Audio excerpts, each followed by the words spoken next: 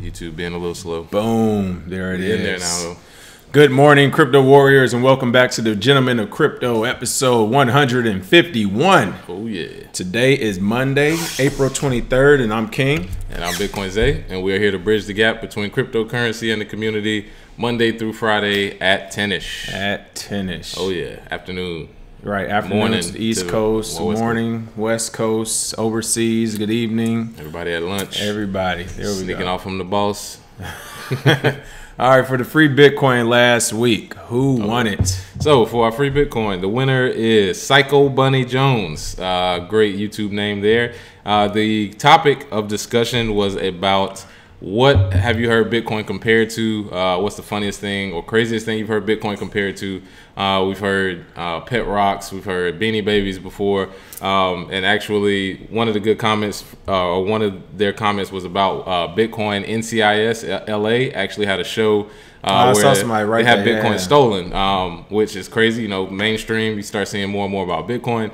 But the good thing was the quote they had was talking about what's the similarity between Vanilla Ice and Ethereum tokens, and it's people always think they have value. So it's crazy, you know what I mean? They still compare cryptocurrency to worthless, you know, gadgets or items that were just hype, when in actuality, this is, you know, more of a financial change. So right.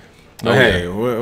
what do facts and numbers matter, right? Oh, yeah, absolutely. But yeah, appreciate that comment, Psycho Bunny. Already sent you that free Bitcoin. Thank you. Thank you. What's going on, Bond? Alec G in the house. Oh, yeah. Crypto Ty Clev changed his name. There you go. Gia, Allison, it's me, Boss Lady, Crypto Key, John, Sergeant Crypto, Ghost. Good morning, everyone. Make sure you smash that like and share button. Let's get that going. Oh, yeah. All right. A lot of good stories over the weekend. We're actually going to start off with a Dino of the day. My favorite. Again. Boom. Who is this no-name guy trying to make a name? Oh, man. The New York Fed chief. Yeah. Well, if you don't know him, you aren't missing anything. But, yeah, it's an incoming New York Fed chief. He is saying, of course, Bitcoin isn't currency and can't replace a dollar. That is right. The new chief for the Central Federal Bank in New York is coming in, still wants to talk down on crypto, even though all stats and facts have been against this. He came in basically saying, I understand, of course, we understand why. He's coming in saying, hey, Bitcoin and other cryptocurrencies cannot replace the US dollar because they failed the basic test of what a currency should be. And his name is John Williams, again, incoming head of the Federal Reserve Bank of New York, insists that. He's quoted as saying, cryptocurrency doesn't pass the basic test of what a currency should be. Of course, he doesn't give any facts. He said currency is basically something. Again, he doesn't even give a fact. He said currency is basically something with a store of value, and Bitcoin is not that. Yeah. It is with the US dollar. It's something you can automatically print, reprint, and keep printing. Yeah, that's some malarkey. Some malarkey. Yeah, I mean, it's funny how, you know, we know the components of a currency: store value, medium of exchange, unit of account, and Bitcoin has all those properties. However, something that's gained over 10,000% the last 5 years isn't a good way. It's not a good place to store your value, apparently. And honestly, you know, it goes further to talk about, of course, their favorite subject is, but the fraud, the money laundering. I was just about to get into it. We've read you at least 2 or 3 stories. Listen, we have 1%. A copy of your messaging that you get sent out to you, all right? Oh, yeah. He's quoted as saying, the setup or institutional arrangement around Bitcoin and other cryptocurrencies is problematic. He said, first of all, they have problems with fraud, problems with money laundering, and terror financing. Even though, again, there's no factual evidence of this. I think the last report says, what, less than 1%? Less than 1%? Right. Yeah. He said there's a lot of problems there. Now, here's the thing. You don't have to listen to us. We say it all the time. We say listen to some of the other people who've done well in life, financially at least. And you are telling me that this bureaucrat, even though he works for a private entity that claims to be ran by the United States government, or, you know, they go hand in hand, you basically have a bureaucrat or a private banker here saying all this negative stuff about Bitcoin and money laundering and terror financing, everything that banks like HSBC has been caught doing, banks like JP Morgan Chase have been caught engaging in. But you're telling me that this guy with a suit and a funny looking tie with no pocket square is going against the billionaires among the likes of Don Draper, who is the other guy from PayPal guy. So all these billionaires are wrong, right? But this guy who still works a 9 to 5, who still has a boss, who has a clock in every day, good old John Williams, right? The Diddley gang leader is telling me that everything about crypto is wrong. All these billionaires are wrong. Yeah. But what's the place you can go get these suits from again? I don't know. Men's Warehouse. Yeah. Men's Warehouse. No Pocket Square is right. Young Argyle socks. I'm not believing it. Yeah. I'm not believing this. One thing I've noticed, have we had a dinosaur today that was under the age of 50? That is a good point. I don't think we have. I don't think we've had a dino today under the age of 50 because, you know, Jack Dorsey, that was his name. Yeah, well, Jack Dorsey, that's the one that runs he runs Twitter or whatnot. Right, but I was gonna say, you know, honestly, from an age standpoint, some people would think it's, you know, old versus rich, and a lot of it's centralized, decentralized. Absolutely, but a lot of it is coming from an older mindset. There is a such thing as learning one way to do something so long you can't believe there is another way. Like, you know what I mean? Like, if I showed my grandmother today the thing that came out with Google, where the guy actually had the earpiece, where he was Googling the questions as they were asking him, and he was getting a robotic answer, she would be like, that's impossible. That can't happen until it does. And then when it does happen, these people like young John Williams here, Young Men's Warehouse, they get proven wrong, right. And then they come out and retract their statements, or they start a consulting firm with the consulting firms. That's the way to go. Yeah, and people are joining these consulting firms full of people who were doubting Bitcoin all along the way. So cheers to them. So again, this is John Williams. He's our new Dino of the day. I'm sure he'll be here many times more than once, since he is now the incoming New York Fed chief. And again, these are the people who run the nation's money. A person who doesn't use factual evidence. They explain currency as basically something with this, you know. Yeah. What do you mean basically? Say the fact. You're supposed to be an expert in your field. You're supposed to be at the top of one of the hugest banks in the world. Yeah. And you're using things like, well, it's basically something like, what is it or isn't it? All right. Yeah. Let's speak of finesse. Yeah. But I do wonder though, is he saying cryptocurrencies won't be the dollar or won't replace the dollar, or is he saying cryptocurrencies ain't gonna replace the dollar? Like, you know what I mean? The whole kind of lean in, right. Let me explain something to you, because he may know something we don't. Like I said, he may, you know what I mean, basically have that insight to like. He's like, we got a bomb. Yeah, exactly. That says it won't. I got 10,000 bombs to say it won't. But John Williams, we want to go ahead and give you that loud roar. You've earned it many times over again. So let's go ahead and get that. There it is.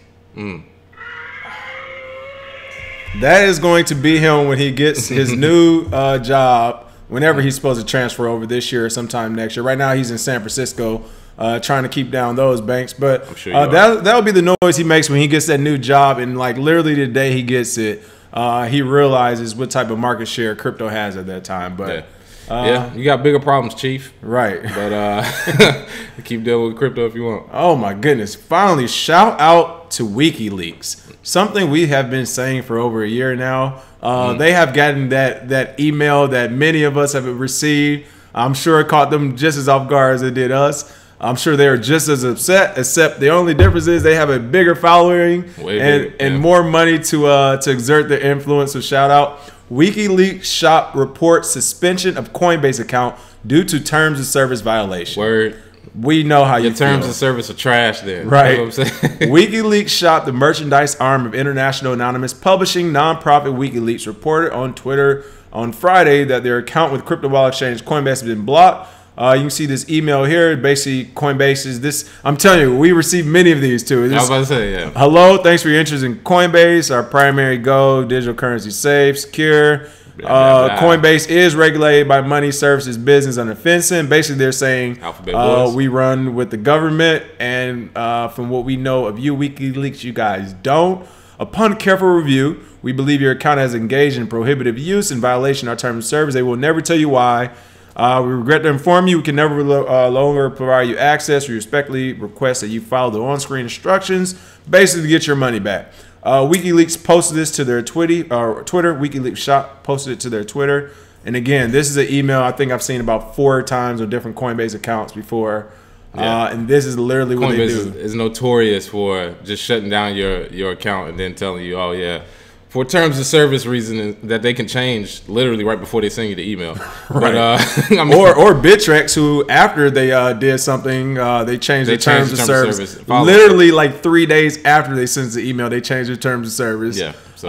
But that's a different story for a different day. Oh, yeah. I mean, these companies, well, like I said, you know, our gripe with Coinbase, but these companies, they are trying to be like a bank or trying to pretend to be like a bank while still pretending to be a crypto company. Like, figure it. What are you doing? So you decentralized, centralized. Yeah, what are you with? That's what I'm saying. So you have a quote unquote crypto company that has a lot of customers. However, they're operating like banks who they use defense in to basically tell them what to do. And because they have to do that, because you have to get mainstream in there, I understand it. However, once you open this Pandora's box, this you can't. Basically, they can just ban anybody. Yeah, right. And they've already done it. So to say it's been lesser known people, maybe more so in the crypto community. But once they start telling you, yeah, you can use Bitcoin, but not you. You can use Bitcoin, but not, that defeats the whole purpose of cryptocurrency. So, yeah, buy some Monero because it's the one thing they haven't mentioned still. So either they don't know about it, they're hoping you don't know about it. Yeah, I was gonna say, get some privacy coins in your portfolio. WikiLeaks tweeted last Friday. Also, WikiLeaks will call for a global blockade of Coinbase next week as an unfit member of the crypto community. Coinbase, a large California Bitcoin processor, responding to a concealed influence. Of course, it is a concealed influence. We know who that influence is. Has blocked the entirely harmless at WikiLeaks shop in a decision approved by management. First of all, I hope they're not saying the blockade is only for a week. I hope they're just saying we're starting it this week because we've told people already the Coinbase blockade needs to be strong. Started a long time ago. And of course, the new Bitcoin Jesus, Andreas Antonopoulos, also tweeted. He said, "We have come full circle. Many people's interest in Bitcoin started when WikiLeaks was out under an extra judicial embargo by Visa, MasterCard, PayPal, and banks, if you remember that. Now Coinbase has repeated history. Oops. Listen, if Andres Antonopoulos is saying the same about Coinbase people, what more do you need to hear? Like, what more do you want This is a person who's spoken at, congressional hearings, senator panels for Canada. I mean, all over the world about crypto. He's very well informed. Everybody knows that. But between them and WikiLeaks, finally calling for that strong blockade. Hopefully, the rest of the community wake up to it. Yeah, Coinbase trash. Which I will say, I think everybody kind of knows is really just the new people. They just keep onboarding new people, and then and they know it's millions more trying to get on board. And then you have businesses tied to it as payment processors. But I mean, we'll talk about one later that left them. So Yep. Speaking of that one later. Crypto-friendly CheapAir asks customers for feedback on switch away from Coinbase. I can see the future. So CheapAir, you can buy plane tickets and all that good stuff. They've been accepting Bitcoin now since 2013. One of the earliest adopters out there to accept it. However, as of recently, Coinbase has suspended their custodial solutions for merchants, which is why a lot of other places also shut down. On Reddit, they shut it down. And it looks like they're now having issues with CheapAir. They're saying that, hey, Coinbase is not doing them the right service. They're thinking about switching it to BitPay possibly, but they're asking their users to go to Twitter and let them know, give them your 2 cents. What do you want them to accept? How do you want them to accept it? And what other payment protocols and methods could they use to accept it besides Coinbase? Yeah. And you used CheapAir before, right? Well, no, I haven't used it. I was about to, but I actually found a cheaper flight on another website. But yeah, with CheapAir, another one of those companies has been around a while, like Overstock. They've been around a while, accepting Bitcoin, so they know the game. They know the payment process. They're not. Yeah, they know what's going on. They know that if you change your terms of service, or if you find out a way to make it harder for businesses to use your payment processor, people will leave. And hopefully BitPay does them right, but I know there's problems with BitPay's wallet. BitPay's going down the same road. I would say BitPay's wallet is sort of like if it's not a certain, I think it's Bitcoin Improvement Proposal 70. If it's not compliant with that wallet, then it won't accept payments. So it's they got their own thing going. So we'll see. But it is good they open the lines of communication. So you can say, hey, CheapAir good, hey, CheapAir bad. And for people who use it, like it's me, Boss Lady, hopefully you'll see a difference because Coinbase probably was doing some stuff, in the background you didn't know about. But hopefully it won't change too much. So I mean, Coinbase is... again, I'm glad to see it's actually coming up. Granted, it was a young writer. When I say young, I'm going to say young. I would say possibly inexperienced writer. I think it was on CoinDesk. I'm not sure. I got to check again. But she was writing about Coinbase and some of their issues, basically.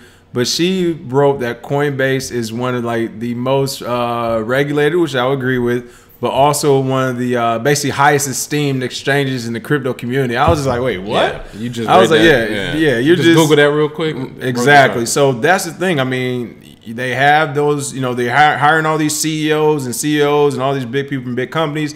They know the game. They're putting in their marketing plugs. I'm sure they're paying for advertising left and right. So they'll continue to keep churning out new customers, even though I think it's a good thing people are starting to recognize now on the mainstream scale, at least for the crypto community, that Coinbase is like JP Morgan times 2. What it like JP Morgan of crypto. Right. And I wouldn't be surprised if like that whole JP Morgan team just goes over to Coinbase. It was like, oh, y'all trying to scam people. Let me show you how to really do it. Show you how to really do it. What is this? You over here just skimming off the top? No, you need to take everything. Like, you need to get some extra fees up in there. All those accounts that still got their crypto with you, just take them. They can't do nothing. Just take it. Yeah, they're not even federally insured. This is perfect time. Listen, I'm telling you, I wouldn't be surprised. Major UAE banks implements blockchain tech to prevent check fraud. Word. All right, what's going on in the Middle East? All right, well, it looks like the Middle East has finally found its way around to QR codes because the National Bank of Dubai has started issuing checks with a accompanying QR code in order to prevent check fraud, which on the blockchain or using blockchain technology, these checks are immutable, meaning you can't, change the data that's attached to it. And if you use it, it will be linked to a certain person's account. So we see banks starting to use blockchain technology, albeit pretty late because QR codes have been around. Right. And then blockchain, have you guys heard of these things called QR codes? Oh yeah, these little magnificent devices. This should help us keep up. Throw that name blockchain in the sentence, and I think we could be good to go. I know. They call it a check chain. All this basically means is that yes, the banks are behind as far as innovation goes. I was reading about the Lightning Network. Except the fees less than 1 Satoshi. All the keywords and then I'm reading about a bank that's basically they have checks on the blockchain. Like they're still at the check stage. So yeah, way ahead of it. And as far as how early we are in the distributed ledger technology, we're even earlier in that game than we are in the Bitcoin game. So it's just funny to look at that. This is their implementation. They're getting close, but they got a little while to go. Whenever I hear the word check, I get scared. I'm like, well, is checks? Is that what we're doing here? No. Well, let me bring out my scribe and figure out how much I owe you then. Like, pull out my abacus. You know what I mean? Count how much change to give me. All I know is if they bring something similar to banks here, like my grandmother's not writing a check at grocery store with a QR code in the back. She's just be like, "What is this for?" Makes no sense. No sense. But let's just use all the technology in one swing, see what happens. Former U.S. government regulator considers Ethereum and Ripple likely non-compliant securities. Now, keyword, this is a former regulator, but again, I'm sure they have a line on the inside track. But former Goldman Sachs partner and government regulator, that's a pretty funny way to start a sentence. Former Goldman Sachs partner and government regulator, Gary Gensler, believes that all coins, Ethereum and Ripple, should likely be considered unregistered securities. Now, who knows this opinion matters if it is even right, but what I will give him credit for is doing what the flip-floppers in private and government industry does. Clearly, he has some stake in the game. I mean, people know him, Goldman Sachs partner, government regulator. I'm thinking he might actually just be saying these things so he can get that call from Ripple and Ethereum like, hey, cut the check. Hey, you want me to stop? Want me to stop talking, or you want me to figure? Yeah, cut the check. Yeah. So what's going on with this guy Gensler? Well, Gary Gensler looks like type of guy.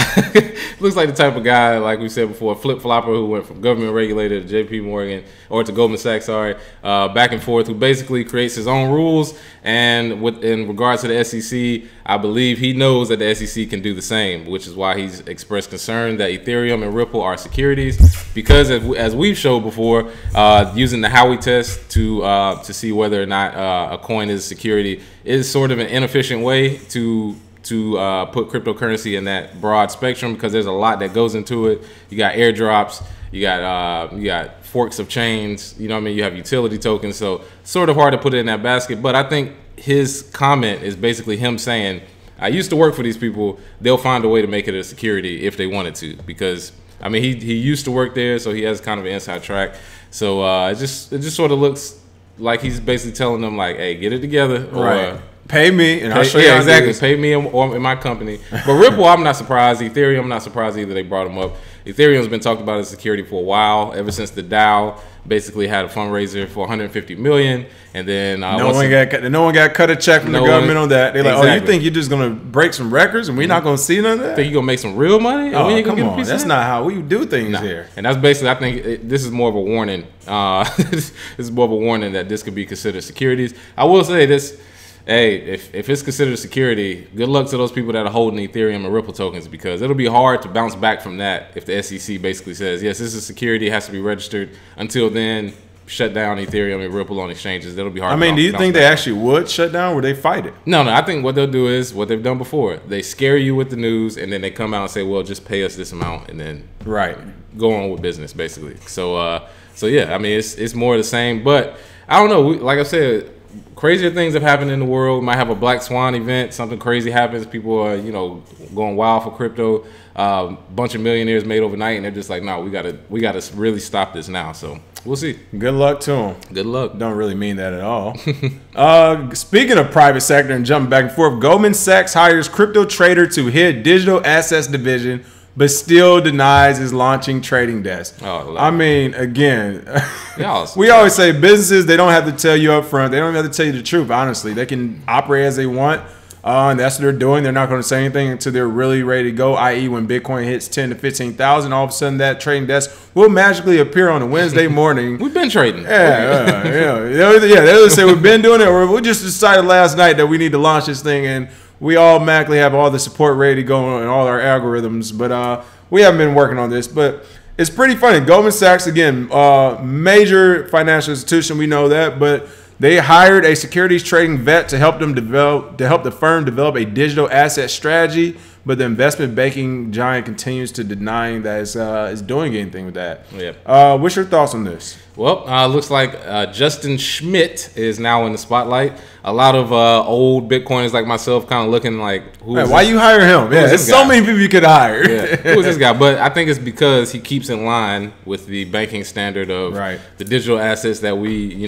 they clear futures contracts already. So they already have They're ready to go. They got their toe dipped in there. Yeah. Now, basically they got their whole foot dipped in there, and we'll see if they'll jump all the way in with the trading desk. But Justin Schmidt is the new biggest name right now because he won't be doing any trading. He'll basically just be giving them insight on what to trade, what to use. Basically, these are the people I've met in the crypto sphere. They know how to pump their coins. Wink, wink. Let's invest in this. So, I think that's what, Justin Schmidt's main job will be, because Goldman Sachs doesn't want to take a loss, especially in the crypto world. You don't want to take It'll be embarrassing for them right now. Very embarrassing, yeah. And I think, if they have a trading strategy or something going forward, it's good for people who are already in it, because that means if they are looking at buying digital assets, some of the ones you own will get bought up a lot. So you are in at the ground floor. The ones they pick, get ready to dump some bags and catch the dip. Yeah, absolutely. It'd be an easy win for all. Iran central banks ban cryptocurrency dealings. Now, this story is actually semi-old. A couple of months ago, they kind of banned everything, but it looks like they're coming back around to reinforce that. Iran Central Bank has banned the country's banks from dealing in cryptos, including, of course, Bitcoin, over what else is new? Money laundering concerns. Right? Like money laundering. But the stats say they don't money launder it through here. They do it to banks. It doesn't matter. Just keep saying it. Yeah. The state news agency IRNA reported on Sunday, IRNA. More alphabet boys. Right. Banks and credit institutions and currency exchanges should avoid any sale or purchase of these currencies or taking any action to promote them, the IRNA said, quoting a central bank circular based on a ban of cryptos passed by the anti-money laundering body in December there. This month, they formally unified their official and open market exchange rates and banned money changing outside of banks. After its currency, the real, plunged to an all-time low and concerns about possible return of crippling sanctions. That's why they're actually banning it. It's all about the money thing. They're banning it because on May 12th, if President Trump decides to sanction Iran again, it will cause their real, their home currency, to plunge even further, as people worry if it will be worth anything, since they can't use it really outside of their country, which is why people there like crypto. However, because of that, the government responds that any bank, any institution that deals with anything that has to do with crypto is illegal, and you will face the full extent of law. I'm not sure what it is there. I do have a joke that is not anybody trying to arbitrage in Iran, right? Basically, you know what type, gonna go. You know what type of jokes I have. Yeah. I don't have any jokes that are what's the word that will keep the social justice worries off me. So I won't say anything. But it's Iran too, so I doubt that many will come. Oh yeah. Yeah, well, I mean, this is, and I've heard Iran actually say they want to issue their own central bank currency, digital currency, while saying they don't want to use cryptocurrency. This is basically like can we go to McDonald's? Like, no, I can make burgers at home. Like, no, it's better. Like, let's do it this way and stop banning it and stop trying to create their own, because we see it. We can see it from everybody that follows us. Hopefully, you can see it coming a mile away. They quote unquote ban it, then they come out with their own regulations for it. Then they're gonna come out with their own coin. That's the stage we're at now. Right, that's what they're working on. Yeah, the EU coin. The North American Treaty coin. Yeah, you know what I mean? Only these people can use it. We see it happening. Yeah, and these bans are so weird because it's like they're basically saying we don't want anybody to use it anymore, but we don't have a way of stopping it. You just have to listen to us. You just have to listen to us. Yeah, because the price of Bitcoin probably doubled in Iran as soon as that came out, because people were like, "Oh, word, it's harder to get now." Right. Might as well invest. Might as well invest. Third co-founder of Centra Tech charged with $25 million securities fraud. Now, this is a story that's been, we talked about this many times before. If you don't remember, Centra Tech, they were sponsored. It was ICO sponsored with ambassadors like DJ Khaled, we the best, Floyd Mayweather. Y'all the worst. Basically, people, not just them, because there are a lot of ICOs who got celebrity endorsements. And as we said about these celebrity endorsements, if you're buying a crypto based on people who know nothing about crypto, and you lose out, again, everything. Hey, it's a lesson you had to take. It's a class you had to take. Yep. But this was an interesting story, not because they finally just caught the third mastermind, as they call it, of the ICO fraud. It looks like they duped people out of $25 million during the ICO. The two other co-founders were already arrested and charged back in April. This was the third person who was out on the run. Basically, they advertised a Centra card, a debit card that was backed by nothing. They reportedly said it was backed by Visa and MasterCard. It wasn't. So of course, they arrested these two guys. They finally found the third. But what was interesting about this story was that one of the New York Times journalists, Nathaniel Popper, tweeted an excerpt of the SEC's complaint against this guy when he referred to their founders. And of course, they were using random people as their team members, random people photographs of their team members, linking fake LinkedIn accounts, having fake LinkedIn cosigns, something we've talked about a lot here. But they actually went as far as to try to create a story to invent a fake car accident to kill the fake CEO and his fake wife of this ICO company that $25 million was invested and stolen from, that DJ Khaled and Mayweather endorsed. People, shout out to them. Can this go? Can we at least have 3 minutes of this? Not even 3 minutes. It has to be like a 15-second thing in the crypto movie when they're talking about all the scams and ICOs. They're like, you remember that Centra one? And then just literally 15 seconds talk about, the guys who tried to kill the fake CEO and the fake wife because there actually wasn't any real team member behind it. And they still get Mayweather and DJ Khaled to celebrity endorse it. The lengths they will go. Yeah. We have told people about this. They have literally, there's fake ICOs out there, scam ICOs who have hired fake secretaries, fake offices, virtual offices, all that stuff. So you can literally go into it. Right. It's like Ocean's 11 right now. They will literally rent out an entire building for a month, have people coming in and out, hold press conferences, and then disappear and call it a PR stunt. Come back. No, and be like, oh yeah, thanks for the $10 million market cap. Oh my goodness! Again, this is one of those stories that would be hard to believe if it wasn't in the crypto space, unfortunately. But a fake car accident to kill the fake CEO and his fake wife. Wow. Yeah, the lens people will go to basically hide the truth. I want to know what Money Mayweather and DJ Khaled had to say about this, though.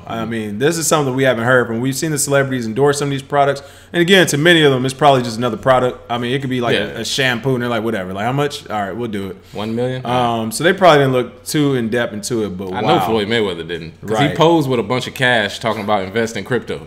Come on, man, that's true. Beyond red flag. That is true. Yeah, that's one of those things where you just kind of, that's your tuition, so to say. For those of you that is your tuition. That's your ICO tuition. And last but not least, another ICO scam, of course. This one a little bit more serious levels. Macau Monetary Authority issues warning on crypto following criminal ties to ICO. So basically what's going on, Macau, their alphabet agency, issued a warning to the public regarding the possibility of fraud and criminal activities in crypto. First and foremost, Macau basically has already banned crypto for the most part. All right. But the warning comes on the heels of revelations that Macau Dragon Group, a firm associated with Chinese gangster, and they spelled his name wrong, but Juan Koki employed Cambridge Analytica. Yes, that's the same Cambridge Analytica that has just been put on blast for working with Facebook and their possible Russian ties and promotions, as well as they did something else the other day too. I don't know. Cambridge Analytica is in all types of negative things right now. And of course, they were trying to launch an ICO before all this is blowing up. But it looks like this Chinese gangster who's employed by them to promote Dragon Coin, a new virtual currency, allegedly as well, a new virtual currency for gamblers to transfer money to Macau casinos. For those who don't know who Wan Kukoi is, you can do your own research.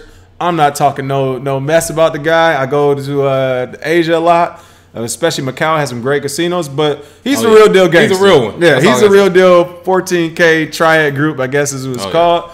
Again, this is all allegedly. Who knows if he does have ties? But I would say, yeah, if it's a scam ICO in Macau, the chances of him not coming across his desk are pretty rare. I'll say that.